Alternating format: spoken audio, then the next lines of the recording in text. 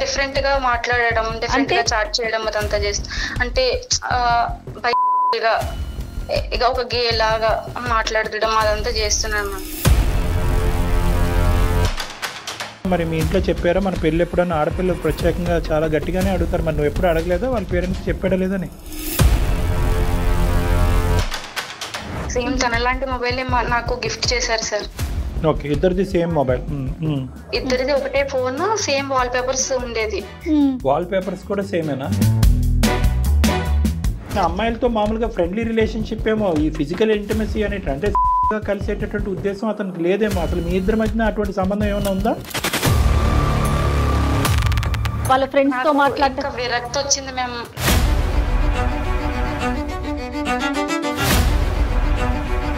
అమ్మ ఆ ప్రేమ ఇరిగిపోయింది, ఆ ప్రేమని మర్చిపోవాలనుకుంటున్నాను, ఆ బాధ నుంచి బయటకు రావాలని నాకు ఒక సంబంధం చూడండి. ఇంకేంటంటే ఇంకా అక్కడ విశ్లేషణ ఉండదు, ఆడు ముక్కు మొహం తెలీదు, ఆదరాబాదరాగా పెళ్లి చేసుకుంటారు.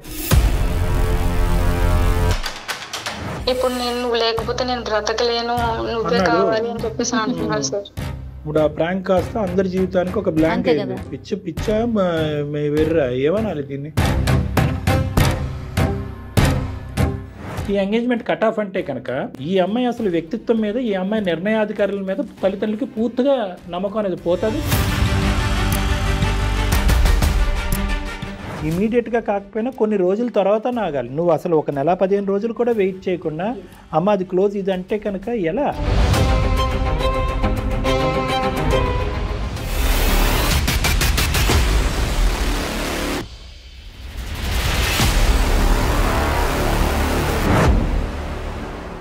వేరికోస్ వెయిన్స్ కి సరైన చికిత్స కోసం సంప్రదించండి ఎవిస్ హాస్పిటల్. ఎవిస్ హాస్పిటల్ సమర్పించు అందమైన జీవితం కార్యక్రమానికి స్వాగతం. నమస్తే కళ్యాణ్ గారు. నమస్తే జయ గారు. కళ్యాణ్ గారు, ఈ రోజుల్లో చూసుకుంటే పిల్లలకి ప్రతిదీ ఒక ఆకతాయితనం అయిపోయింది. దేన్ని కూడా సీరియస్గా తీసుకోలేకపోవటం. ఏం కాదులే అయితే చూసుకుందాంలే. ముఖ్యంగా యువతలోనే చూస్తున్నామండి. రాధా అనే ఒక అమ్మాయి మెయిల్ చేసింది, ఒకసారి మీతో మాట్లాడిస్తాను. తప్పకుండా.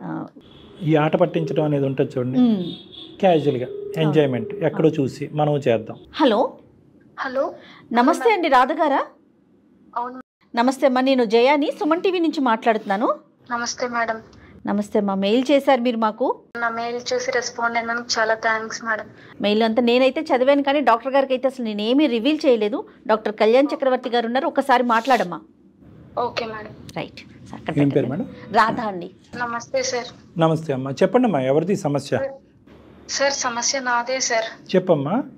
నేను ఎంసీఏ చదువుకున్నప్పుడు నాకు అక్కడ ఒక లెక్చరర్ పరిచయం అయ్యారు సార్, శివ అనే ఆయన. నువ్వు స్టూడెంట్, అతను లెక్చరర్? అవును సార్. మేము 2 years లవ్ చేసుకున్నాం సార్, పెళ్లి కూడా చేసుకుందాం అని అనుకున్నాము. ఎంత ఏజ్ గ్యాప్ ఉంటుందో మరి మీకు టీచర్ స్టూడెంట్ అంటే? మా ఇద్దరికి ఒక 4-5 years గ్యాప్ ఉంటుంది. అంతే, అతను కూడా చిన్నోడే. ఎంతకాలం ప్రేమించుకున్నారమ్మా? 2 years లవ్ చేసుకున్నాం సార్.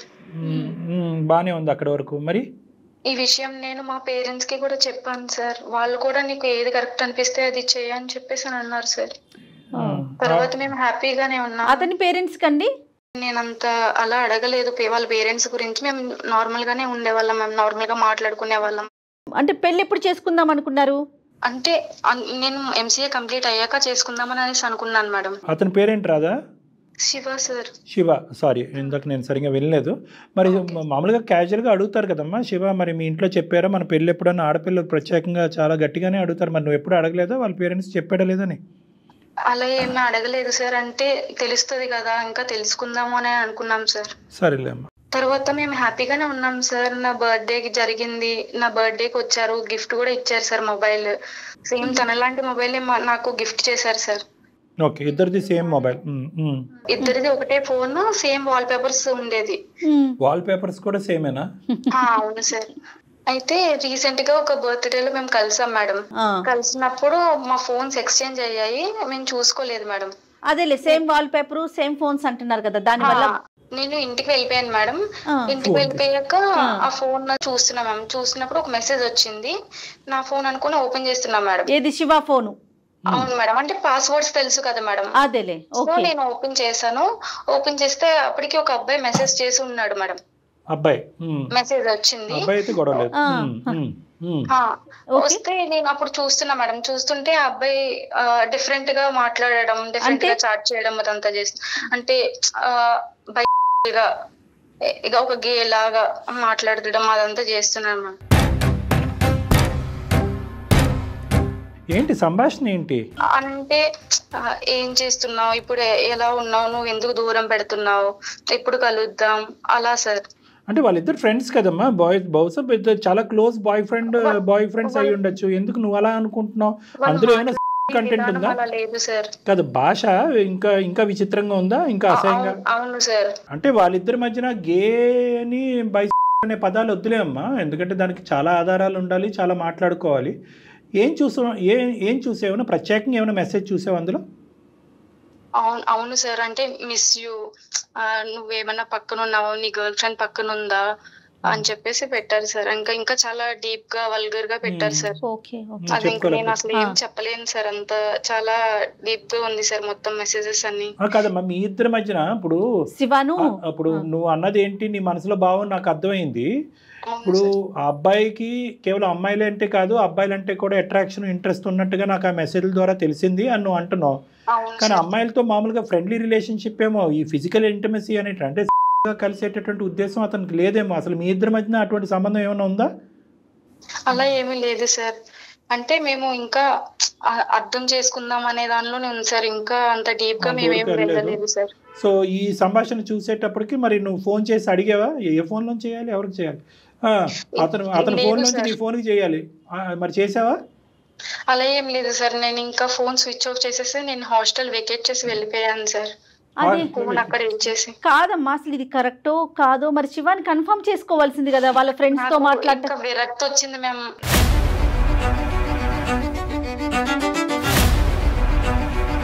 అసలు ఆ అబ్బాయి బిహేవియర్ చూసి ఇంకా నాకు వద్దు అన్నంత చిరాకు వచ్చేసింది మేడం. అది సహజమే, కానీ అంటే నేనేమంటున్నానంటే కనీసం అతని ఫ్రెండ్స్ తో ఎవరితోనైనా మాట్లాడటం కానీ, ఏంటి ఇతని క్యారెక్టర్ అని కానీ అట్లా ఏదన్నా. తన స్టూడెంట్ కదా మేడం, కాబట్టి ఆ అమ్మాయి అక్కడికక్కడ దిగమింకుంది.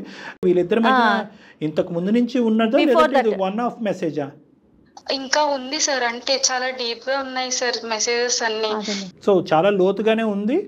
ఎంతో బలంగా అనుకుంటేనే కదా నువ్వు అతను ఫోన్ చేయకుండా ఫోన్ అక్కడ ఇచ్చేసి నీ ఊరు వెళ్ళిపోయావు. అవును సార్. నీ ఫోన్ నువ్వు తీసేసుకున్నావా? అంతే సార్, అక్కడే ఉంది సార్. ఇంకా అది కూడా వదిలేసావు, నీ ఫోన్ వదిలేసావు, అతని ఫోన్ వదిలేసావు. అవును సార్. అతని మొహం కూడా చూడటం ఇష్టం లేదు కాబట్టి మొత్తానికి అన్ని వదిలేసి ఊరు వెళ్ళిపోయింది సార్. ఊరు వెళ్ళిపోయాక ఇంకా అక్కడ మా పేరెంట్స్ అడిగారు సార్, ఏంటి ఒక అబ్బాయిని పరిచయం చేస్తాను, ఏంటి అబ్బాయి గురించి చెప్పావు కదా, ఏంటి మ్యారేజ్ చేసుకుంటారా? ఏమని చెప్పావు మరి వాళ్ళకి? ఏం సమాధానం చెప్పావమ్మా?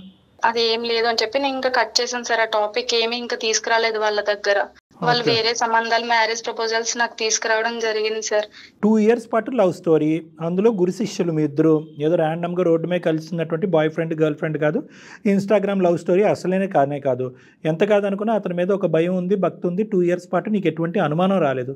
ఒక్క మెసేజ్ ఎందుకమ్మా ఒక ప్రేమాయణాన్ని అంత అర్ధాంతరంగా ముగించేసి ఫోన్ అక్కడ పడేసి ఇంటికి వెళ్ళిపోయి? నాకు నమ్మశక్యంగా అనిపించట్లేదు. ఏమా లేదు కళ్యాణ్ గారు, నేను ఇంకా మీ దాకా తీసుకురాలేదు. యాక్చువల్గా తను రాధా నాకు మెయిల్ చేసింది. మెయిల్లో అవన్నీ స్క్రీన్ షాట్స్ పెట్టిందండి, మొత్తం మెసేజెస్ పెట్టింది. నేను 1-2 చూశాను, చాలా వల్గర్గా అనిపించింది కళ్యాణ్ గారు. మెసేజెస్ అయితే మనకు నిజమే అమ్మాయి చెప్పినట్టు చాలా, అంటే డిస్కస్ చేయలేని విధంగా అయితే ఉన్నాయండి. పంపించింది తను. శివ ఏమైనా కాంటాక్ట్ అయ్యాడా? నాకు తనతో కాంటాక్ట్ లో లేదు సార్.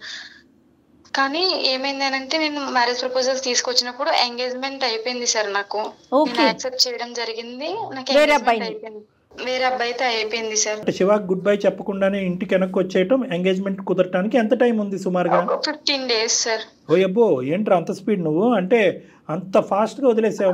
అంటే పేరెంట్స్ ఇంకా వద్దు ఇదంతా అన్నట్టు ఇంకా చేశారు సార్. పెళ్లికైనా గ్యాప్ ఉందమ్మా? ఉంది మేడం. ఓకే.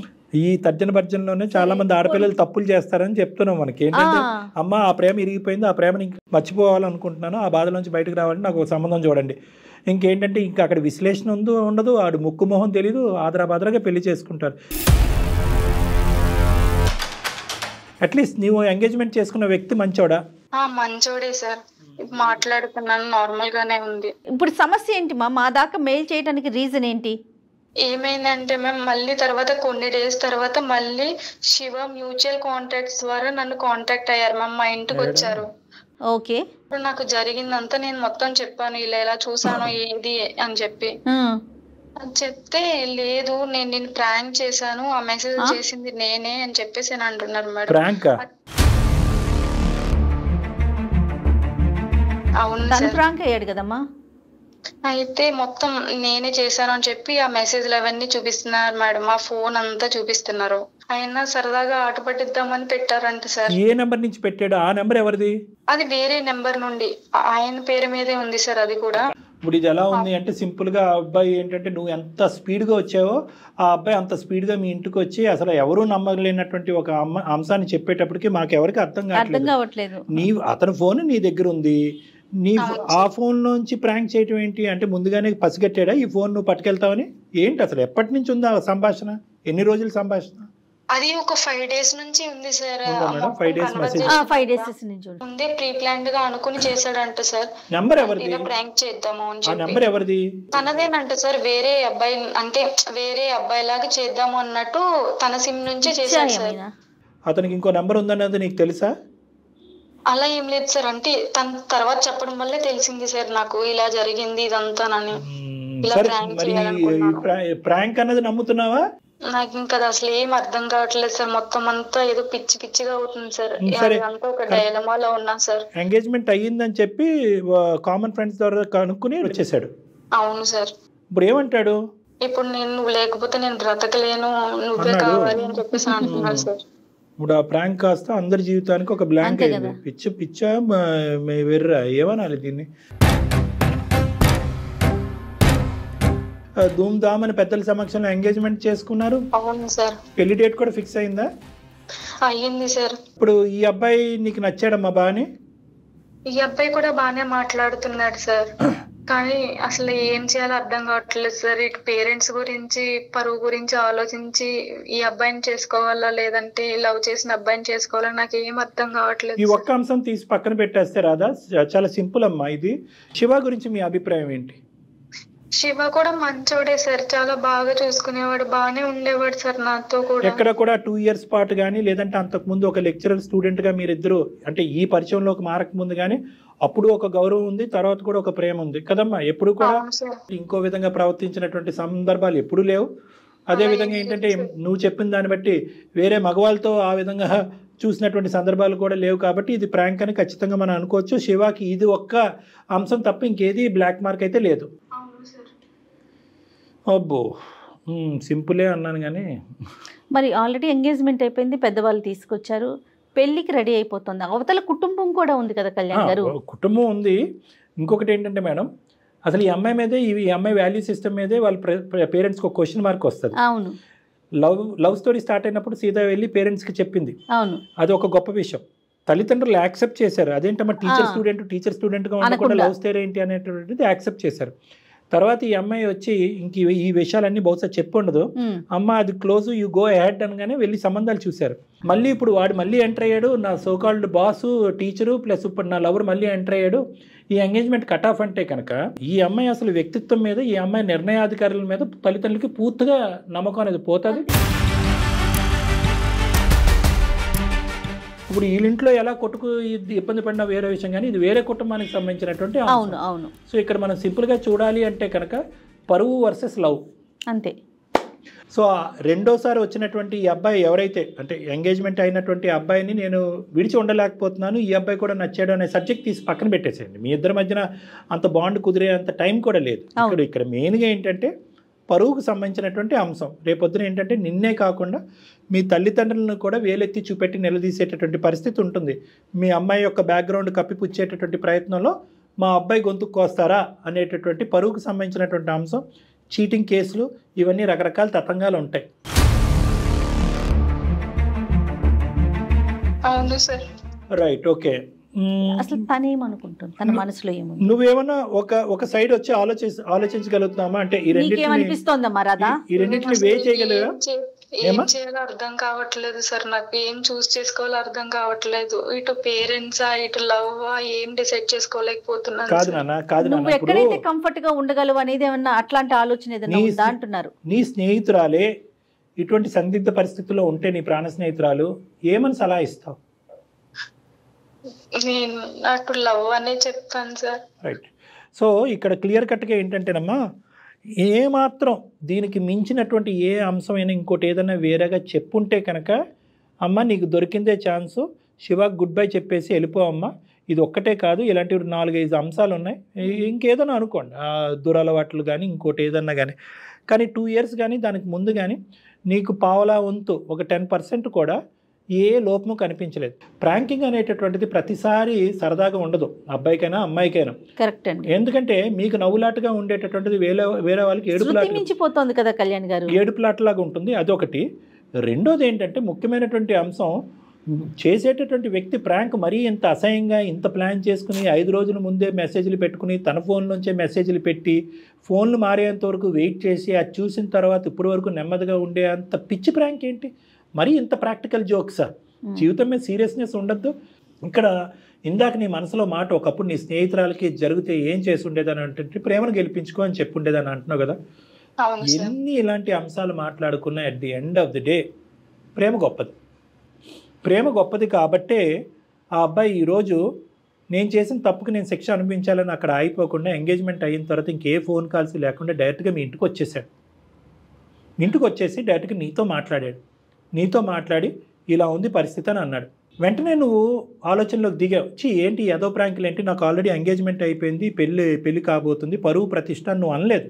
ఎందుకంటే కనుక ఇప్పటికీ కూడా నీ మనసు లోపల ఆ ప్రేమ అనేది సజీవంగా ఉంది కాబట్టి. అతని మనసులో ప్రేమ ఉంది, నీ మనసులో ప్రేమ ఉంది. మరి ఎలా సరే మిగతా రిస్క్ ఫ్యాక్టర్స్ ఉన్నాయి కదా, పెద్దలు ఉన్నారు, వీళ్ళు ఉన్నారు, ఇదంతా ఉంది. మరి ఎలాగా ఏం చేయాలి అంటే కనుక ఇక్కడ నీ పాత్ర అనేటటువంటిది తగ్గిపోతుంది, అతని పాత్ర అనేది పెరుగుతుందమ్మా. ఎందుకంటే చేసిన వాడు చేసుకున్నంత. ఈరోజు అతను చేతులారా చేసుకున్నాడు కాబట్టి ఎవరెవరికి వెళ్ళి సంజాయిషి చెప్పుకుంటుంటాడు, ఎవరెవరికి వెళ్ళి క్షమాపణ అడుగుతాడు అనేటటువంటి బరువు బాధ్యతలు ఒక లెక్చరర్గా నీ వయసులో నీకంటే పెద్దవాడిగా అతని నెత్తి మీద వదిలేసి, లేదంటే కనుక అతనితో నేను మాట్లాడతాను. ఎందుకంటే ఇప్పటికే ప్రేమ ఉందన్నది ఒకసారి, ప్రేమ తెగిపోయిందని ఒకసారి, పెళ్లి చేసుకుంటానని ఒకసారి, ఇప్పుడు ఆ పెళ్ళి వద్దు ఎంగేజ్మెంట్ క్యాన్సిల్ చేయండి అని ఇంకోసారి నువ్వు చెప్పలేవు. ప్రధానంగా మీ తల్లిదండ్రుల ముందు నీ క్యారెక్టర్ అనేది డిటీరియేట్ అయిపోతుంది. సో కాబట్టి ఏంటంటే ఈ అంశాన్ని ఏదైతే ఉందో, ఎందుకంటే అవతల వాళ్ళు కూడా ఇందాక నిన్ను పెళ్లి చేసుకునే వాళ్ళు కూడా అర్థం చేసుకుని ఎడ్యుకేటెడ్ గ్రూప్ అని నువ్వు అన్నావు కాబట్టి ఊరు వాడ సొసైటీకి ఏం చెప్తావు అనేది పక్కన పెట్టమ్మా. ఇది తెలియకపోతే పర్లేదు, నీ అదృష్టం ఎక్కడ బాగుందంటే పెళ్ళికి ముందే ఇది తెలిసింది కాబట్టి నువ్వు అదృష్టవంతురాలు. అయినా కానీ లేదమ్మా నువ్వు పరువు కాపాడుకోవాలి, పెళ్ళిని కాపాడుకోవాలి, కుటుంబ గౌరవాన్ని పెళ్లి చేసుకో అంటే కనుక ఇంకా జీవితం 100కి 100 ఏళ్ళు మాత్రం నువ్వు ఇతను ఊహించుకుంటూ అతనితో పాటు కాపురం చేసేటటువంటి పరిస్థితి వస్తుంది. అది భయంకరమైన పరిస్థితి, అది ఒక భయంకరమైన డిప్రెషన్, నువ్వు ముందుకు వెళ్ళలేవన్నది నా అభిప్రాయం. కాబట్టి నేను ఇప్పటికీ కూడా ప్రేమను గెలిపించుకో అంటాను. ఒకసారి జరిగినటువంటి తప్పు పెద్ద మనసు చేసుకుని నువ్వు ఫస్ట్ క్షమించేసే. నెంబర్ 2 ఏంటంటే, బాబు ఇలాంటి అంశాల్లో నేను చాలా ఇమ్మెచ్చారు, నువ్వు ప్రాంక్కి వాడినటువంటి తెలివితేటలన్నీ కూడా ఇప్పుడు వాడి నా తల్లిదండ్రులకు అవసరమైతే కనుక అటువైపు ఉన్నటువంటి వాళ్ళకి కూడా ఇలా మేము ఇంతకాలం బట్టి ప్రేమించుకున్నామండి, ఒక చిన్న అనాలోచితమైనటువంటి పని ఈరోజు మా ఇద్దరిని విడదీసి ఈ తొందరపాట్లో ఈ ఎంగేజ్మెంట్ వరకు జరిగింది అనేటటువంటిది ఎవరు కాళ్ళ మీద పడతారో అనేటటువంటి ఆలోచన అతని నెత్తి మీద వదిలేసి ఈ బండిని ముందుకు ఈ విధంగా తీసుకెళ్లవలసింది అనేది నా ఆలోచన అమ్మా. ఏమంటారు జయ గారు? అంటే ప్రేమను గెలిపించాలిగా. ప్రేమను గెలిపించాలి, కానీ ఇక్కడ నాకు రాధా చేసింది కూడా కాస్త తప్పనిపిస్తుంది కళ్యాణ్ గారు. ఎంక్వైరీ చేయకుండా. ఎస్, ఎగ్జాక్ట్లీ కరెక్ట్ పాయింట్ చెప్పారండి. ఇప్పుడు తనకి ఏదైతే మెసేజ్ వచ్చింది అవునా కాదా, ఇప్పుడు తనతో పాటు ఉండే కొలీగ్స్ ఉంటారు, ఇప్పుడు ఒక మనిషికి ఇంకొక మనిషి ఎవరో ఒకరు ఉంటారు కదా, కాస్త ఆగి నిదానించి కొంచెం ఒక్కసారి ఎంక్వైరీ చేస్తే అసలే డౌట్ లేని వ్యక్తి మీద ఏమీ లేని, ఇప్పుడు ఎంగేజ్మెంట్ దాకా వెళ్ళి యువతలు ఇంకొక ఫ్యామిలీ కూడా ఇన్వాల్వ్ అయ్యి ఉంది కదా. చూడండి, తొందరపాటు పనులు అతను చేయటమే తప్పు, మళ్ళీ తిని కూడా చాలా స్పీడ్గా డెసిషన్స్ తీసుకోవటం, వెళ్ళిపోవటం, మళ్ళీ ఇంకొక ఎంగేజ్మెంట్ చేసేసుకోవటం అనేది నాకు అనిపిస్తా ఉందండి. ఎక్కడైనా కూడా ఎంక్వైరీ చేసుకోవాలి, ఎందుకంటే ఏం జరిగిన కళ్ళతో చూసిందే నమ్మలేని రోజులు కదా. ఇమీడియట్ గా కాకపోయినా కొన్ని రోజుల తర్వాత నాగాలి. నువ్వు అసలు ఒక నెల 15 రోజులు కూడా వెయిట్ చేయకుండా అమ్మ అది క్లోజ్ ఇది అంటే కనుక ఎలా? నువ్వు మోసపోయాను అని అనిపించింది సార్, అందుకని అదే దానికి ఆ పాయింట్కే వస్తున్నాను రాధా. ఇదేంటంటే ఇదేదో ఒక సింగిల్ లైన్ మెసేజ్ కాదు. అవునండి, పదే పదే వచ్చినటువంటి మెసేజ్ను, కానీ అక్కడ నువ్వు ఇరువురు ఎక్స్చేంజ్ చేసుకున్నటువంటి మెసేజెస్ వన్ సైడ్ వచ్చింది కాదు.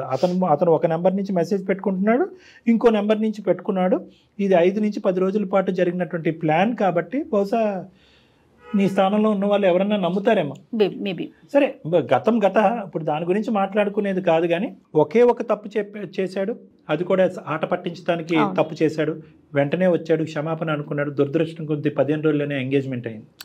సో ఇక్కడ ఎంత కాదనుకున్నా కూడా నొప్పి లేకుండా ఈ సమస్యకి పరిష్కారం అయితే ఉండదు. నొప్పి అయితే జీవితాంతం నొప్పి భరించేదానికంటే ఈ తాత్కాలికంగా కొన్ని రోజుల పాటు అవమానం, నొప్పి అనేటటువంటిది ప్రేమికులుగా మీరు భరించడం అనేది తప్పదు. కానీ దురదృష్టం ఏంటంటే ఈ నొప్పిలో మీ తల్లిదండ్రులు కూడా భాగస్వామ్యం అవుతారు, వాళ్ళు కూడా అవమానాన్ని ఫేస్ అవ్వాలి. అయితే ఎంత కాదనుకున్నా కూడా మీ చదువుని, మీ ఇంగితాన్ని, మీ ఆలోచన శైలిని చూసి అర్థం చేసుకుని ముందుకు వెళ్ళిపోతారేమో అని అనిపిస్తున్నాము. ఇరువైపు ఆ బాధ్యత మీరు శివాకి అప్పచెప్పమన్నారు కదా, ఇది కూడా చాలా బాగుందండి. ఎందుకంటే ప్రాబ్లం అనేది అతని వైపు నుంచి క్రియేట్ అయ్యింది. సృష్టించిన వ్యక్తి సృష్టికర్త. ఇది బాగుంది రాధా. మరి డాక్టర్ గారు చెప్పింది అయితే పెద్దవాళ్ళకి కాదమ్మా, అటువైపు కుటుంబ సభ్యులకి వేరే ఎవరు ఈ అబ్బాయి ఉన్నాడో వాళ్ళ కుటుంబ సభ్యులకి ఏం చెప్తారు అనేటటువంటిది తర్వాత ఆలోచిద్దాం. ఫస్ట్ మీ ఇంట్లో వాళ్ళ యొక్క నమ్మకాన్ని మీరు మళ్ళీ చూరగొనాలి.